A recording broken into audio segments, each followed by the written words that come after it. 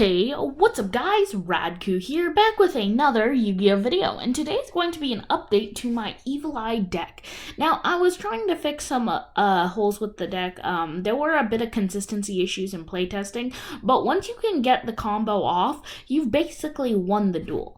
So without further ado, let's jump right into the deck. Starting things off, I play 3 copies of Surzeal. Surzeal is like the best card in the deck, next to Selene. When this card's normal summoned, add an Evil Eye card from your deck to your hand, which means this card is a 1-card combo.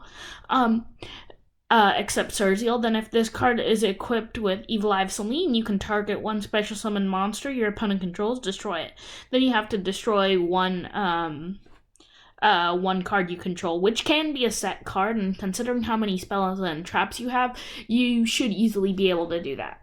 Then I played 3 copies of Basilisk, Familiar of the Evil Eye. So this card isn't as good, but it has a special summon effect just to have it as a body on the board for link plays, because this deck really isn't known for its extra deck plays, and really the extra deck isn't really important for this deck, but it definitely helps to have a body on the field, especially since we have a token generator in here.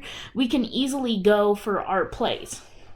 I played 1 copy of Medusa, Watcher of the Evil Eye. This card's actually pretty good too, but I only played as a 1-up because we already have Surzeal on the deck, and this card's definitely not as good. So it has a very similar effect. You can target one in the graveyard instead of the deck, which makes it not as good. And then its secondary effect, you have to banish 1 card in your from your opponent. You can banish 1 card from your opponent's graveyard, but then you have to banish 1 card from your graveyard, which just isn't as good because you're not getting rid of their live material. But you know what, it's still a decent card, and even if you hard draw into it, you'll most likely be able to have a Selene or even a Gorgon to use on this card. So you still have your combo there, so keep that in mind.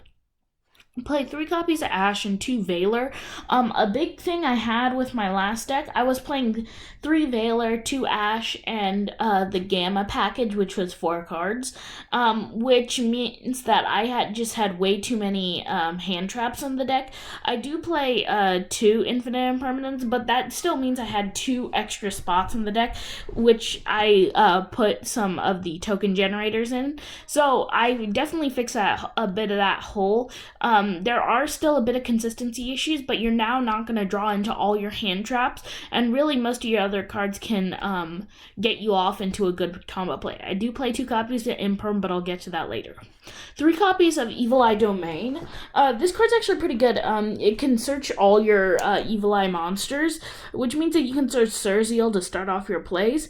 And then it kind of reminds me of Golden Castle of Stromberg, where your opponent takes your damage for you if you have the Evil Eye or if you have the Evil Eye of Selene on the field. Which means that basically you have an indestructible monster with Selene. It can't be destroyed by battle or card effect, and its enemy, and it can't be targeted.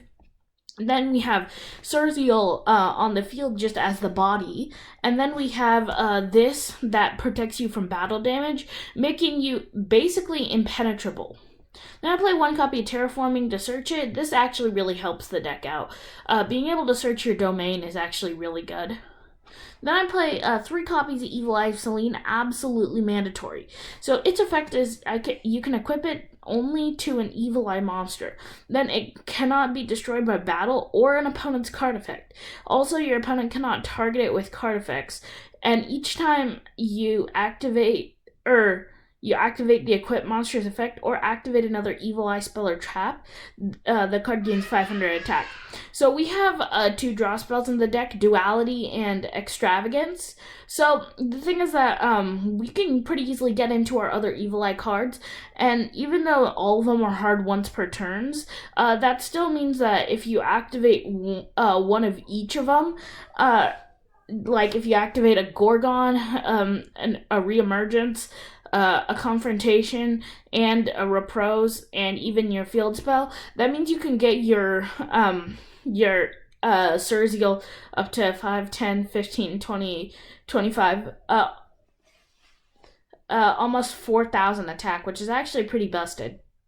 And really, you already have an impenetrable body on the field, and just being able to boost it is actually super good for the deck.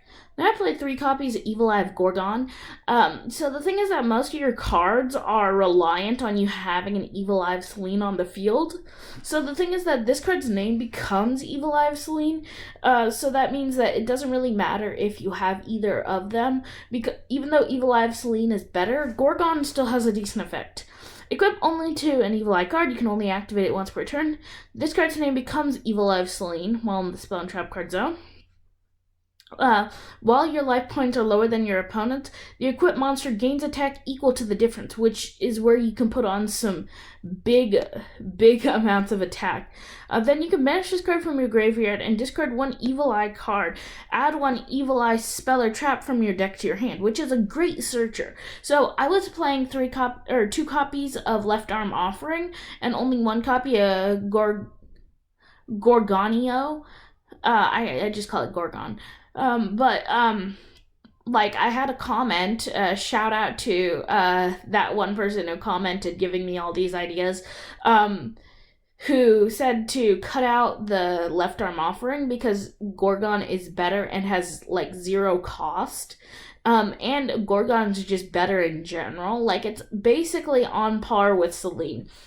So I really like it at 3 copies. Then I played 3 copies of Reemergence. So I played this because we needed more Evil Eye spells and traps to abuse Selene more. And really, this card's just really good in general. It gets you a token on the field, and if you have a Selene or a Gorgon on the field, you get 2 tokens instead, which means that you get yourself into a rank, or your Link 2 really easily, which I'll get into the Link 2 effect later. But this card's really good. Then I played 2 copies of Confrontation. This card's actually pretty good too. It just destroys spells and traps, and you can banish them, which means that if you have a Selene on the field, which means that you can get around your opponent's Eldritch cards, which is really good. I played 1 copy of Repose. This card is actually some decent recovery. You can banish, or when you activate this card, you can banish 1 Evil Eye card from your graveyard, draw 1 card. Then once per turn after damage calculation, if your Evil Eye monster equipped with an Evil Eye of Selene attacked the opponent's monster, you can banish the opponent's monster. If this card in the spell and trap card is destroyed, target up to 3 of your banished Evil Eye cards, return them to the graveyard. So basically, it's got some decent effects, just being able to get back cards, and just having a decent effect to when it's destroyed, because you're banishing in order to gain advantage. And you have cards like Gorgonio that banish themselves to do things, so just being able to return them to the graveyard is actually really abusable. Then I played 3 copies of Extravagance. We don't need the extra deck, so it's really good. I was actually, while I was rebuilding the deck, I was going to play Ghost Reaper and Cherry something, and tech in a bunch of Halqifibrax, Borreload Savage Dragon, just so that I could get rid of my opponent's key cards. But I decided against that and just decided to stick with Extravagance to destroy my opponent just by pure advantage. I played 2 copies of Pot of Duality. Pot of Duality still really works with this deck because you only have 1 special summon in the deck, and even then you don't need to use it because it's really just to set up link plays. That is it for the spells. Going into the traps, 3 copies of Retribution.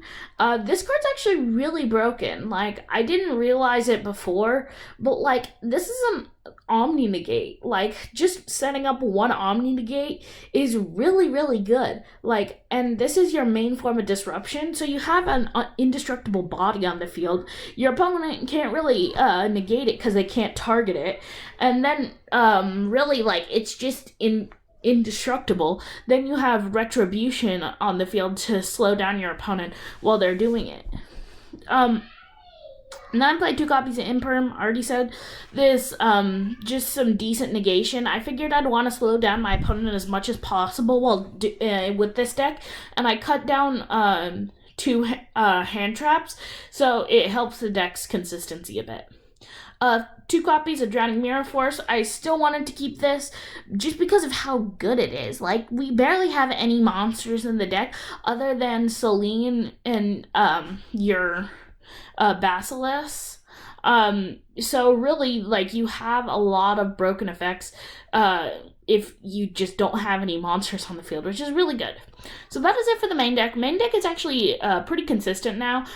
Still does need some issues. You can cut out Extrav for Potted Desires, and really that's the most expensive card. You can just put in like a DD Crow in place of Ash Blossom, and if you're like really skeptical about any of these cards, you could like cut out 2 Imperm or one of the other spell cards and put in another cheaper hand trap.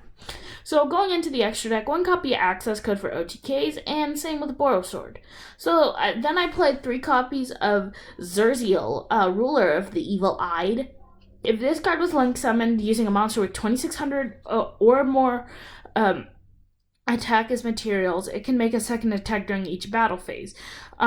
If this card is equipped with Selene, quick effect, you can target 1 card your opponent controls, destroy it. You can only use the effect once per turn. Once per turn during the next standby phase, negate the effects of 1 effect monster this card currently points to, if the effect was activated. So that's actually kind of decent. It doesn't really need to be that much of a deal. You don't really need to go into it a ton, and it's very similar to Zerziel. It's like the upgraded version, so yeah. I played 3 copies of Gorgon, Empress of the Evil-Eyed. So I keep calling this Gorgonia and this Gorgon. I don't know why. But this card's effect gains 100 attack for every Evil-Eye card with a different name in your graveyard. If this card is equipped with a Selene, you can target one effect monster your opponent controls, negate it until the end of the turn, then blah blah blah, destroy 1 monster this card points to. Kind of decent. I'd really just avoid your extra deck. Like, you don't need an extra deck in this deck, and it's just a resource for extravagance. But you do have plays to set up with Reemergence. 1 copy of Link Rebo, because you can actually use it with your Reemergence. If you don't have a Selene on the field, you can just set up a generic disruption. 1 copy of Nightmare Phoenix for removal, as well as Unicorn and Cerberus. 1 copy of Tornado Dragon for spot removal. I really did want to put Twin Twisters in this deck, but I didn't really think of anything that I could cut out that would just completely destroy the deck's consistency. 1 copy of Abyss Dweller, just because generic, and same with Wind-Up Zenmaines. So since you special summon Basilisk a lot, Zenmaines is actually a really good target to do your plays with. So yeah, that's pretty much it for the deck. Please like, subscribe, share, comment, let me know what you thought, and let me know if there's anything you'd change about this. Did you cut out any of the hand traps? Are there any more consistency cards you could put in here? I couldn't put Allure because I'd end up just banishing my hand almost every time because of the lack of monsters we have in this deck. I was thinking about putting DD Crow and Ghost Reaper in this deck just because they're dark hand traps and I could have used them better, but really, like, there weren't a ton of plays I could do there. But yeah, that's pretty much it, and I will see you in the next Yu-Gi-Oh video. Peace, guys.